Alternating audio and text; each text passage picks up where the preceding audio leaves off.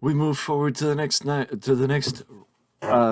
news video as we speak about Rush re-signing with AEW, as Rush recently took to Twitter, or X. I'm gonna keep calling it Twitter, but whatever. Um, Recently took to the social media and announced that he is remaining with AEW and has re-signed with Tony Khan's promotion, which I think surprised people a little bit, but not much, because I don't know that anybody expected him to go to WWE. But either way, Rush remains with AEW.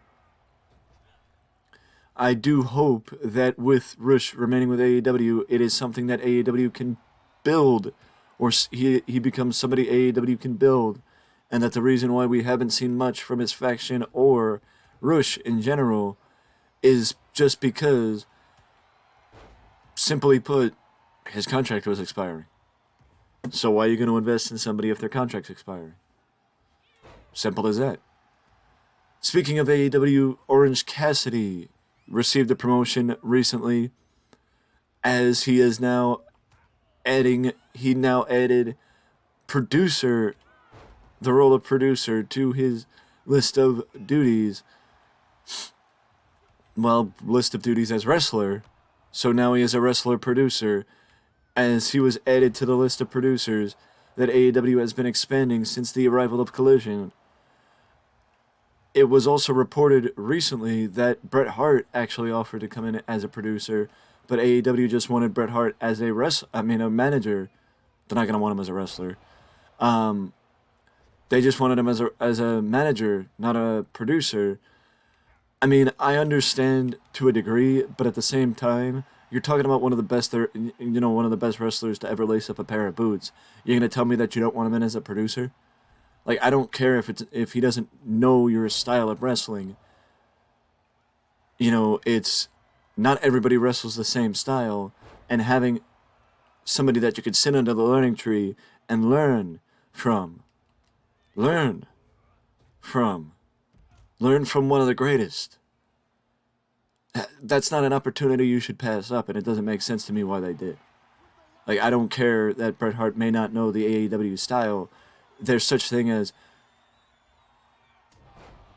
don't just do one style, and not everybody in AEW does the same style, and they shouldn't do the same style. But I'm not going to go on a 10-minute rant about that. But either way, Bret Hart should have been brought in as a producer, because it's Bret Hart. Like, if he offers to come in as a producer, how do you say no? Like, I don't understand it. But either way, that is the AEW news, which, well, I mean, it's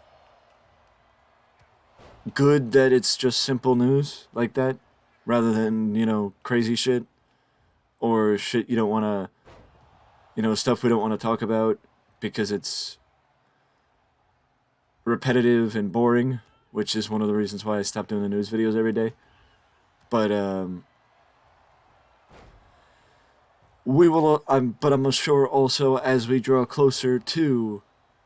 Actually, no, that is not it for AEW news, as we are drawing ever so closer to the biggest event in AEW history, AEW All Out, which is set to take place on August 27th, live from Wembley in the UK. It is going to be unquestionably the biggest event in AEW history, and we are about a month away from said event. So, get excited and start the anticipation, because that is something that wrestling fans will be talking about. And I'm not talking about the anticipation to Wembley. I'm talking about Wembley itself. The Wembley Stadium show will be something that wrestling fans are talking about, not just for the rest of the summer, but for the rest of 2023. I guarantee you that. With that being said, though, we move forward as the American Nightmare documentary featuring Cody Rhodes will be appearing on Peacock later this week. Monday. It'll be appearing on Monday. on July 30th, July 31st, and will also include footage from BTE as as WWE got the approval from the Elite to include footage from BTE, and that means that AEW is going to be talked about in the documentary. So that is something that I'm sure will be unexpected from the standpoint of WWE, and something that fans were not expecting. But it's something that is needed if you want to tell the story of Cody Rhodes and where he's been since he left WWE. But if you like the WWE documentaries and you're looking forward to seeing it, I can understand why. And, well, I would be too. But I don't have Peacock, so I'm not going to watch it.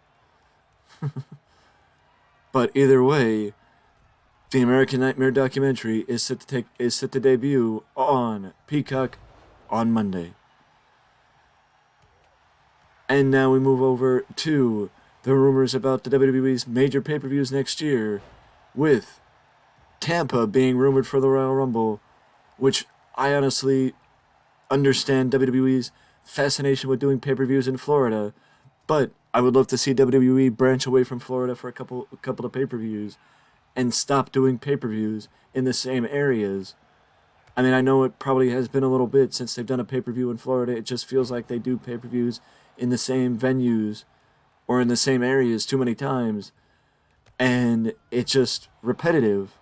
You want to see them go somewhere else like they did this year, where it was a welcome sight, them doing pay-per-views out of the States for, what, two months? You know, the one in the UK with Money in the Bank, Night of Champions, and Backlash being out of the United States.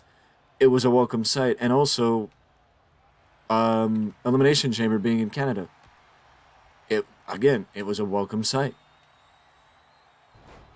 It was a welcome sight. It's something that WWE should consider doing more often. And I'm not saying that they shouldn't do pay-per-views in the States. I'm saying that they shouldn't just do pay-per-views in the States and in the same places that they normally do pay-per-views in. That's all I'm saying. It was a welcome sight and should be something that they keep in mind. Simple as that. With that being said, though, we move to WrestleMania, as Philadelphia will host WrestleMania next year for WrestleMania 40. We now know the rumor that Minneapolis, the home of WrestleMania 3, and has, I do believe, not hosted a WrestleMania since the biggest WrestleMania in WWE history in 1987. Minneapolis is one of the finalists for WrestleMania 41.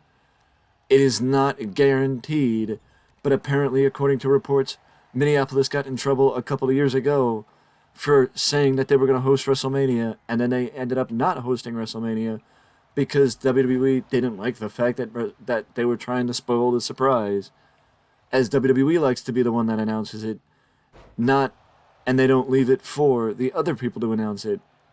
But with that being said, Minneapolis is one of the finalists, and as you guys know, we do not really find out what the following year's WrestleMania is going to be, or where the next year's WrestleMania is going to be, until WrestleMania starts sparking up around, or by that I mean, WrestleMania season.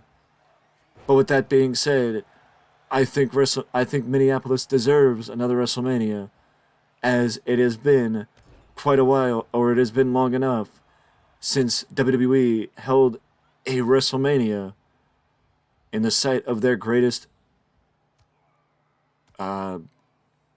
achievement, or Vince's greatest achievement, I should say, in WrestleMania 3. Because, WrestleMania 3, 97,000 fans packed the Pontiac Silverdome. It would be nice to pay tribute to WrestleMania 3 and one of the venues that does not exist anymore, or has seen better days. That being the Pontiac Silverdome. But I'm sure we'll find out more as WrestleMania 40 gets closer. With that being said, though, we move forward to the last bit of news. As a couple of weeks ago, I spoke about an upcoming Mildred Burke documentary, documentary film on Mildred Burke. I believe it's called Queen of the Ring, which Liv Morgan and I believe Liv Morgan, Charlotte Flair, Trinity, and various others are set to be a part of the documentary. And now we know Camilla from the NWA World Women's Champion, Camilla, is set to also be a part of the documentary. And Camilla is going to be in a starring role as June Byers, one of Mildred Burke's top rivals from her heyday.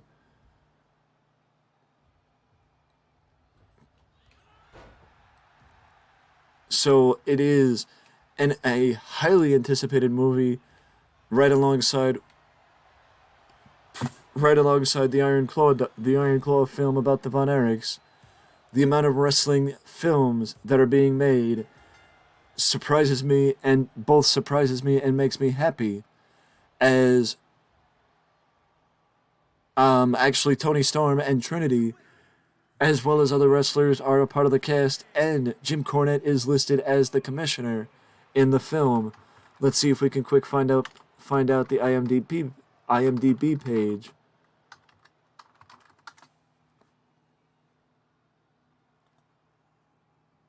This is not the right movie.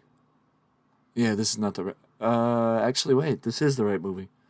Emily Beckett Emily Bett Rickards is starring as Mildred Burke, and Josh Lucas is starring as Billy Wolf, aka Mildred Burke's husband, I believe. Gorgeous George is Adam Demos. Al Half, the old Detroit promoter, is Martin Coves. Mae Young is Francesca Eastwood.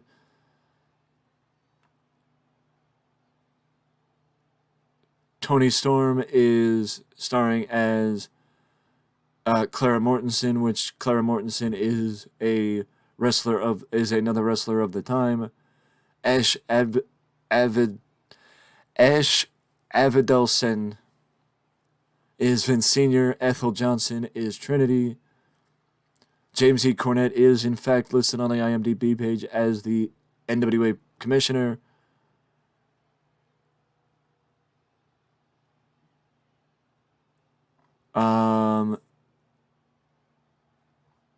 And I do believe, and Walton Goggins is Jack Pfeffer, one of the historic promoters of the time, and I do believe Charlotte Flair and Liv Morgan are set to be a part of the set to be a part of the film. I think both of them are going to star as wrestlers of the time. I can't remember, which I actually don't have to because I have the... And also Jim Ross is helping produce the film as well, but Jeff Lean, it's based on the book written by Jeff Lean. It's produced by Amy Schaff and Eisen Robbins, written by Ash Avidelson, which is the guy starring as Vince Sr. And yes, I was right that June Byers is actually set to... Charlotte Flair is actually set to be June Byers. And honestly, I don't know if Liv Morgan's actually going to be in the movie, because Liv Morgan is slated to play Clara Mortensen. But